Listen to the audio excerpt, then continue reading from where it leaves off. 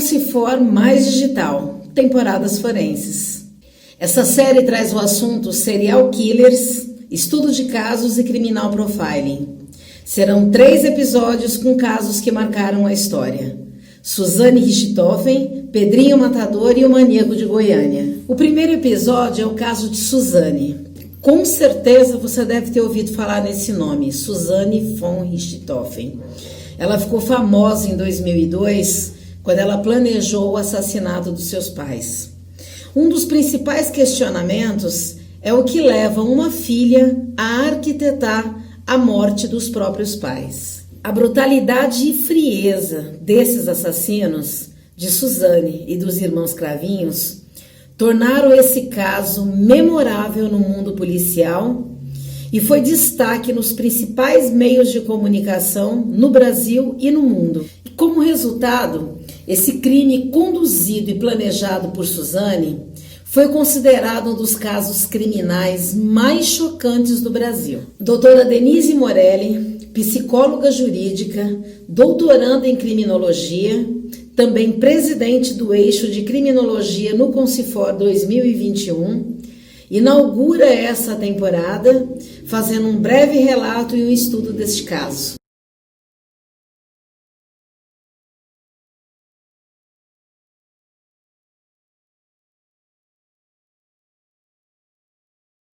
Olá, sou a doutora Denise Morelli, psicóloga jurídica da Polícia Técnico-Científica do Estado do Amapá.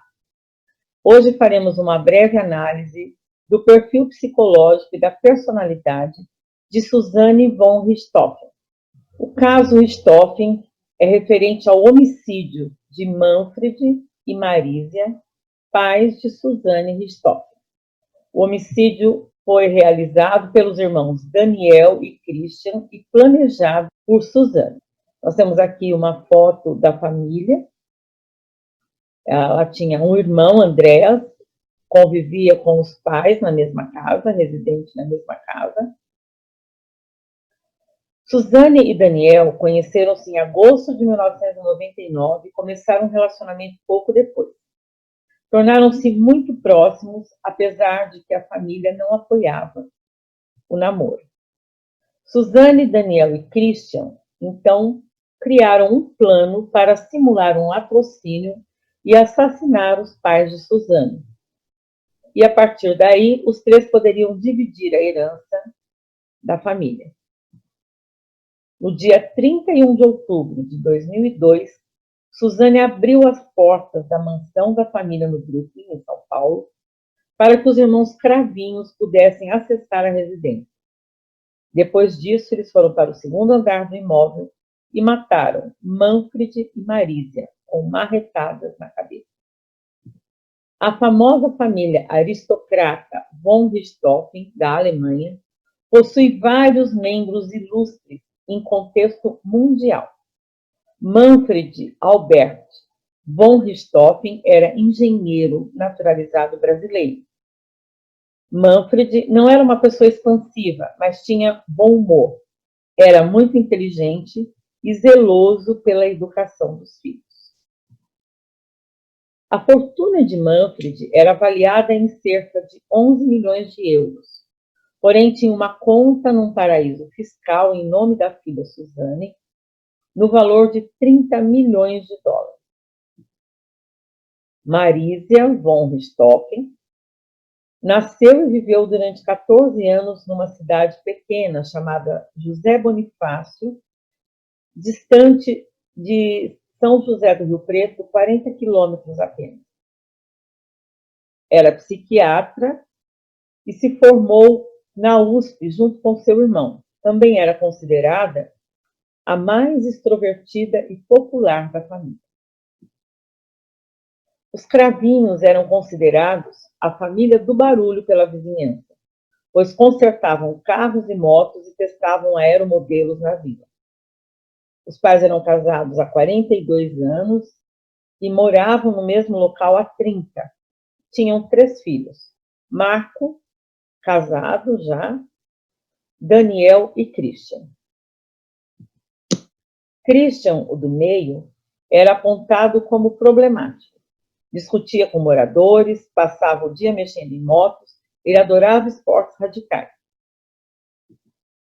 Daniel, o mais novo, era simpático e educado. Desde os 13 anos, dedicava-se ao aeromodelismo.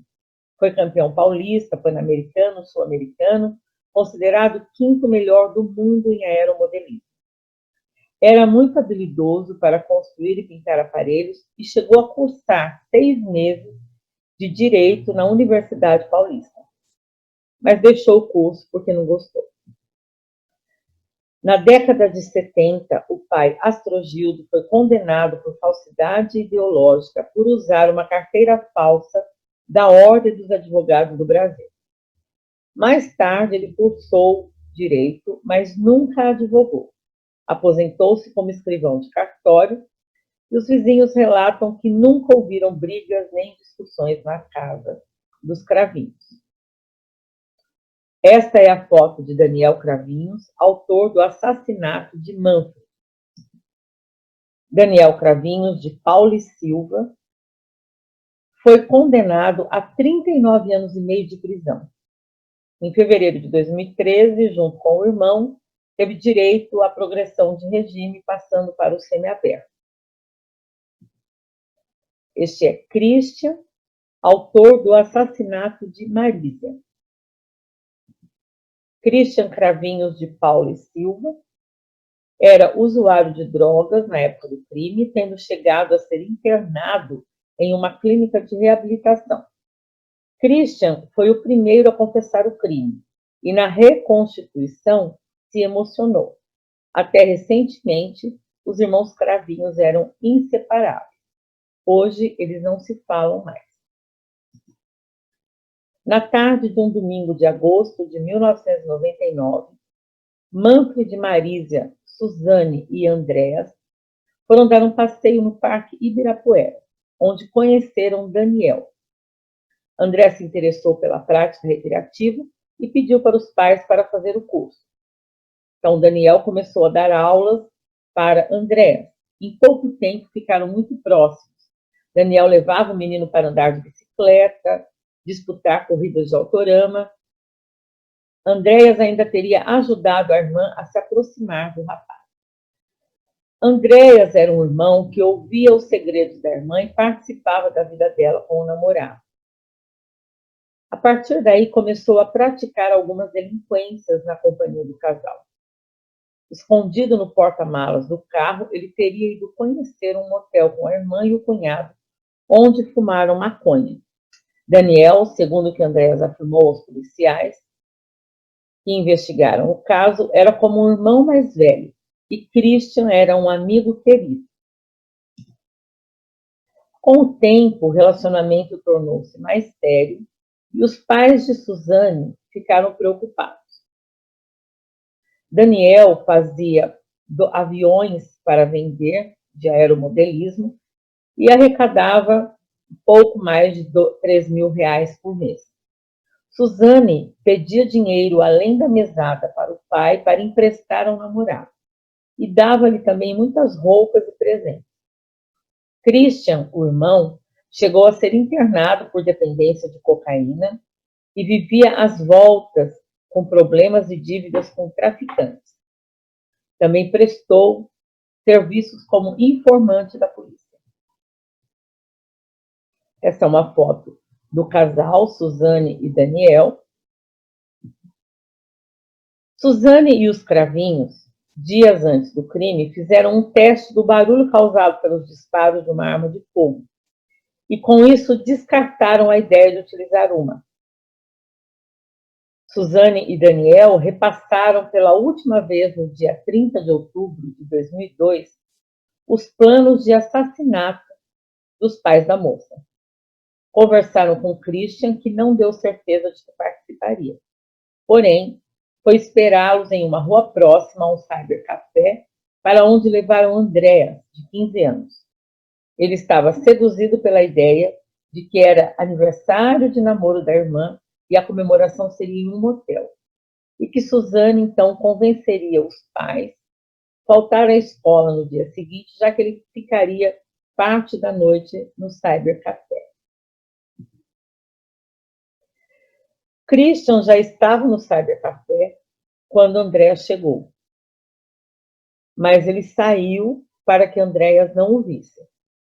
Então os três, Suzane, Daniel e Christian, seguiram para a mansão dos von Richthofen no Volkswagen Gol da estudante. Dias antes da noite do assassinato, Suzane havia meticulosamente desligado o alarme e as câmeras de vigilância da casa, de modo que nenhuma imagem do trio chegando fosse capturada. Suzane abriu o portão, subiu as escadas e acendeu a luz do corredor, para que os irmãos tivessem uma visão do quarto do casal, onde Marísia e Manfred dormiam. A estudante separou sacos de lixos e luvas cirúrgicas, que eram utilizadas pela mãe, médica psiquiatra. Os irmãos armados com barras de ferro entraram no quarto do casal. Daniel seguia em direção ao engenheiro Manfred, enquanto Christian em direção a Marísia. Eles foram golpeados na cabeça e Manfred faleceu na hora. Marísia, ao ser atacada, acordou e tentou se defender com as mãos. Por isso teve 3 dedos fraturados. Christian disse à polícia que bateu em Marísia por 5 vezes e colocou uma toalha em sua boca, o que quebrou um dos ossos do pescoço, para que ela parasse de implorar que os supostos assassinos não atacassem seus filhos, que para ela estavam dormindo. Depois de confirmar que os 2 estavam mortos, Daniel colocou uma arma pertencente a Manfred perto do seu braço, ao lado da cama, e cobriu o rosto dele com uma toalha. O corpo de Marísia foi envolvido em um saco plástico de lixo que havia sido deixado por Suzane na escada para que os irmãos depositassem as barras de ferro e suas roupas manchadas com o sangue dos pais. Chegamos em casa, eu entrei e fui até o quarto dos meus pais. Eles estavam dormindo. Aí eu desci, acendi a luz e falei que eles podiam ir. Fiquei sentada no sofá com a mão no ouvido. Eu não queria mais que meus pais morressem. Mas aí eu percebi que não tinha mais o que fazer, já era muito tarde. Confessou Suzane no depoimento após ser detida. Suzane permaneceu no andar térreo, onde aproveitou para roubar o dinheiro que havia na casa. Estava guardado dentro de uma pasta com um código. Suzane abriu a maleta, pois sabia o segredo, mas Daniel depois cortou a pasta com uma faca para forjar o roubo de R$ 8.000, 6.000 euros e $5.000. Ainda abriram um cofre do casal onde estavam joias e um revólver que foi localizado no quarto. Os acusados espalharam as joias pelo chão, deixaram o revólver intacto ao lado do corpo do engenheiro. Os bastões ensanguentados foram lavados na piscina e tudo que foi usado no crime foi colocado dentro de sacos de lixo, tendo os 3, inclusive, trocado de roupa.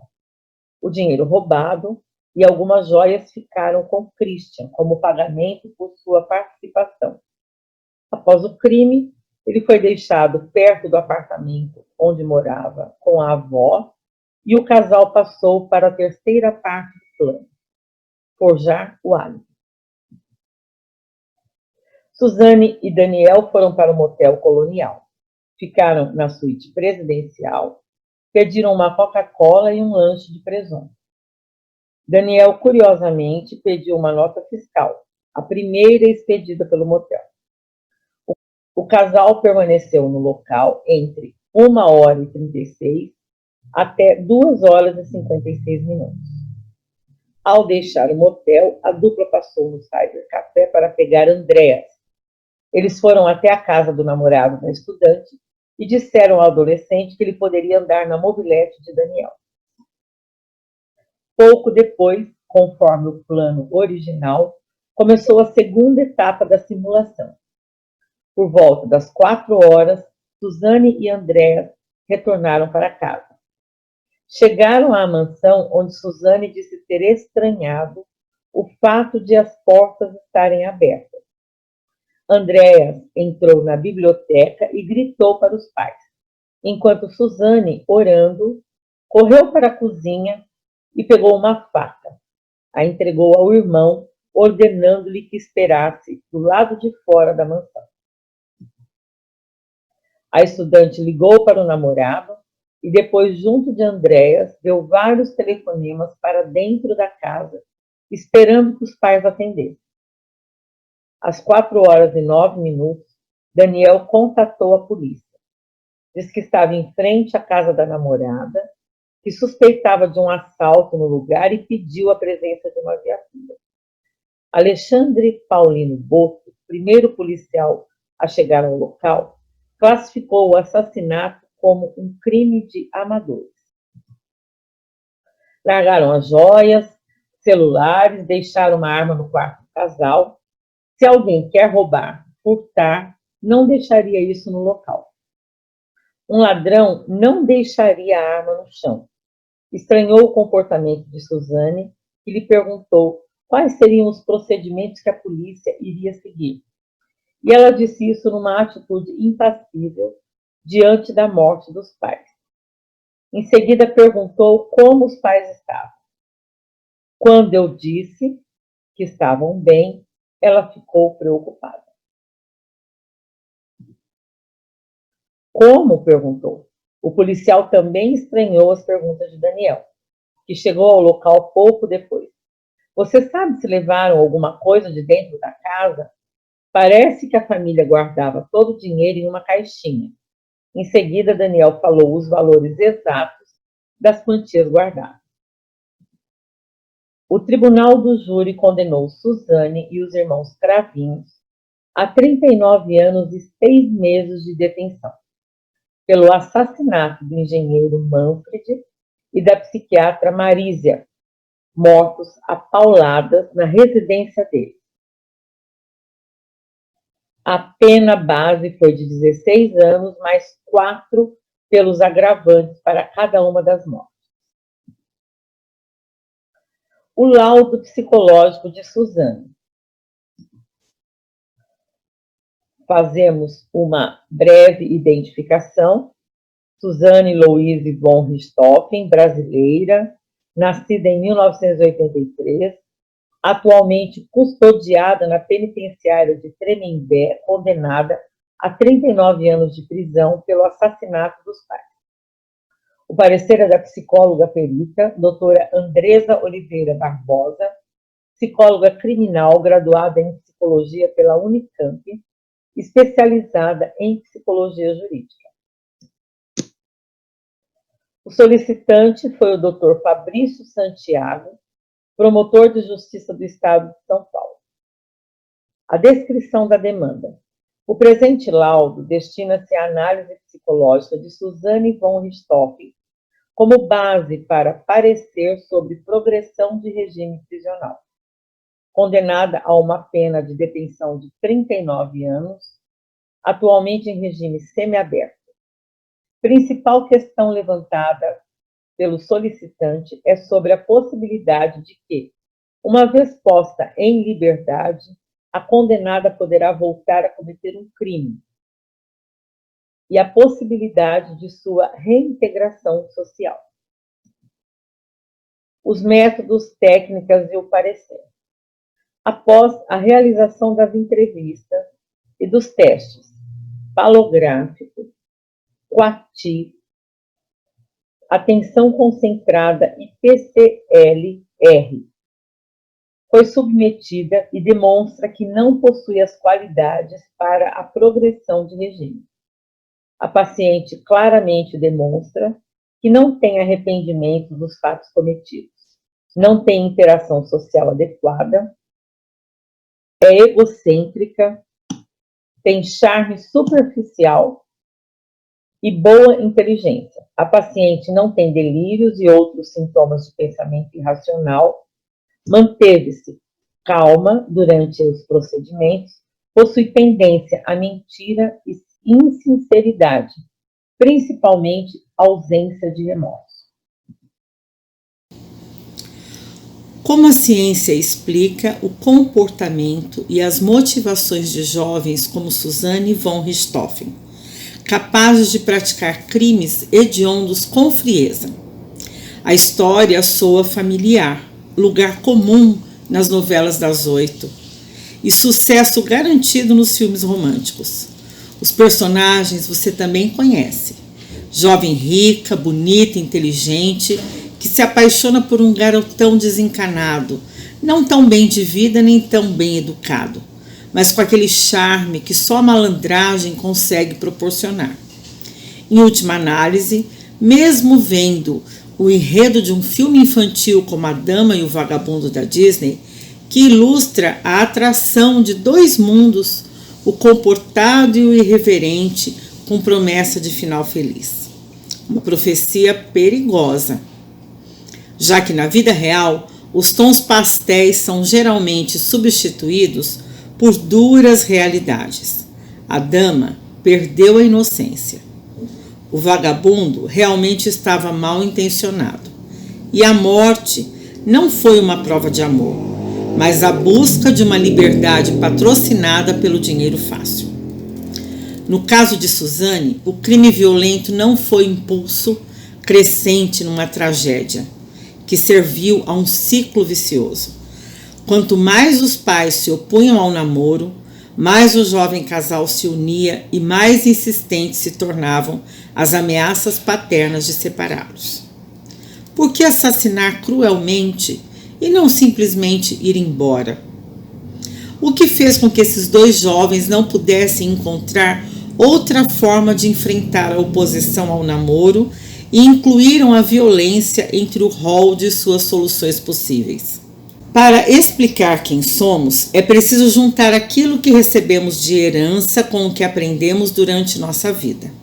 Essa conta representa a relação entre os aspectos congênitos, genéticos de cada indivíduo e aquilo com que interagimos no meio em que vivemos.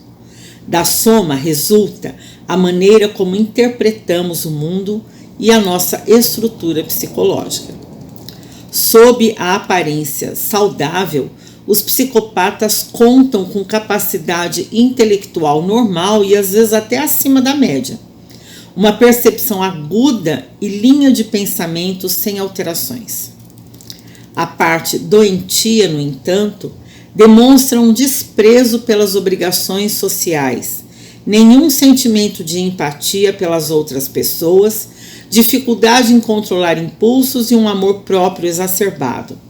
Ou seja, transtornos psicopatas podem ser identificados na insensibilidade da falta de afetividade. O problema está nos vínculos afetivos superficiais e na falta de conexão entre sentir, pensar e agir. O sujeito entende o que é ilícito, mas a ausência de travas sentimentais permite que ele cometa crimes sem remorsos ou arrependimentos. Essa insensibilidade diante da culpa foi testada submetendo psicopatas criminosos a cenas estressantes e medindo sua resposta fisiológica. Todos nós temos a violência entre o rol de respostas disponíveis em nosso banco de dados. Faz parte do nosso instinto de autopreservação. Diante de uma ofensa, acionamos uma luta entre estímulos que nos levam à agressão e as travas que detêm esses impulsos. São travas morais, éticas, afetivas e racionais. O importante é saber qual estímulo é capaz de ativar esse comportamento. Especialistas discordam sobre qual aspecto teria impulsionado tal crime. No entanto, eles são unânimes em concordar que durante o planejamento e a execução do homicídio, Suzanne estava sob o efeito de um coquetel diversificado, preparado com traços de personalidade, bagagem cultural, familiar, condição psicológica e influência social. Não existem crimes de fundo unicamente psiquiátrico ou social. Há sempre um entrelaçamento entre esses elementos, mas com graduações diferentes. Qual deles predominou? Como essa mistura pôde ser compreendida? Frieza, insanidade mental, paixão cega, ódio antigo? Para Samitiba, o caso de Suzane pode ainda ser compreendido como um emblema dramático que aponta para o vazio em que se meteu essa geração de adolescentes bem alimentados, com acesso a boas escolas e à cultura, mas sem grandes aspirações além de sua própria satisfação. Suzane não está sozinha em suas ambições desmedidas e no uso da violência como solução para crimes banais. Crimes realizados por jovens aparentemente normais, que resultaram em morte de familiares ou pessoas inocentes, chocam a sociedade, mas não são raros. Narcisista, egocêntrica, infantil, vazia, simplista e incapaz de autocrítica. Esse é o perfil de Suzane von Richthofen. O resultado revela que Suzane representa risco potencial à sociedade.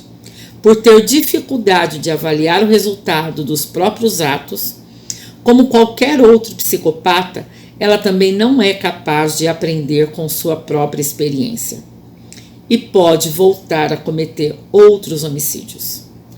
Esperamos você para a nossa próxima aula. Um abraço.